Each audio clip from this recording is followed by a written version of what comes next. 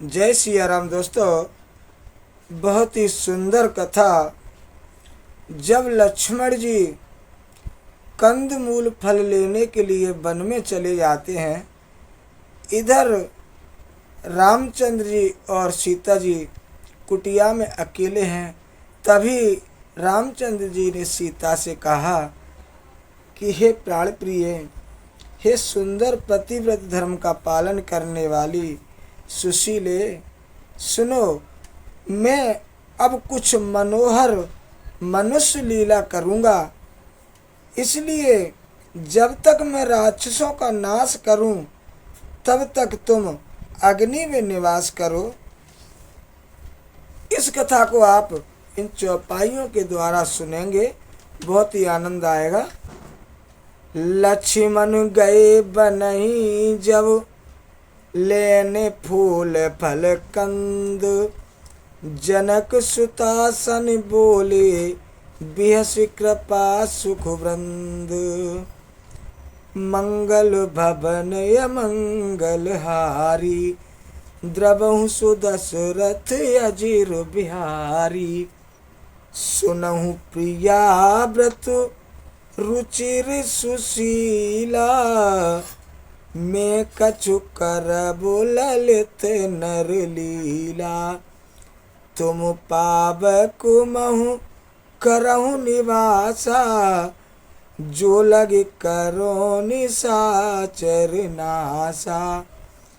जबहि राम सब कहा बखानी, प्रभु पद धरहि अनल समानी।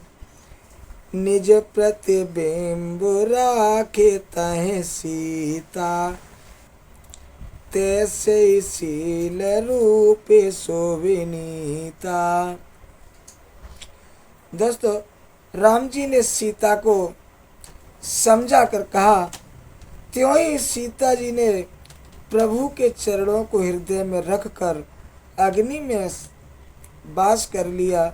सीता जी ने अपनी ही छाया मूर्ति वहाँ रख दी, जो उनके जैसे ही शील स्वभाव और रूप वाली तथा वैसी ही विनम्र थी। भगवान ने जो कुछ लीला रची, इस रहस्य को दोस्तों लक्ष्मण जी भी नहीं जानते थे। स्वार्थ परायण और नीच रावण वहाँ गया जहाँ मारीच था और उसको सिर नवाकर प्रणाम किया है। दोस्तों, आगे की कथा, रावण मारीच के पास जाता है। नवन नीच के अति सुखदाई, जिम अंकुश धन उरगु बिलाई। भयदायक खल के प्रिय बानी, जिम अकाल के कुसुम भवानी। कर पूजा मारीच तब सादर पूछी बात, कवन हेतु मन व्यग्र गते अक्सर आयो तात। मंगल भवन अमंगल हारी, द्रवहु सुदशरथ अजीर बिहारी। दोस्तों, मारीच ने रावण की पूजा करके आदर पूर्वक बात पूछी कि हे तात, आपका मन किस कारण इतना अधिक व्यग्र है और आप अकेले आए हैं। 10 मुख सकल कथा ते ही आगे, कही सहित अभिमान अभागे। होत कपट मृग तुम छलकारी, तेहि विधि अरे आनो नपुनारी। तेहि पुनि कहा सुनऊ 10 शीसा, ते नर रूप चराचर ईसा। तासो तातु बैरो नहीं कीजे, मारे मरिय जियाए जीजे। मुनि मख राखन गयो कुमारा, बिनु फरसर रघुपति मोहि मारा। सति जो जन आयु छन माही, तिन सन बैरु किए भल नाही।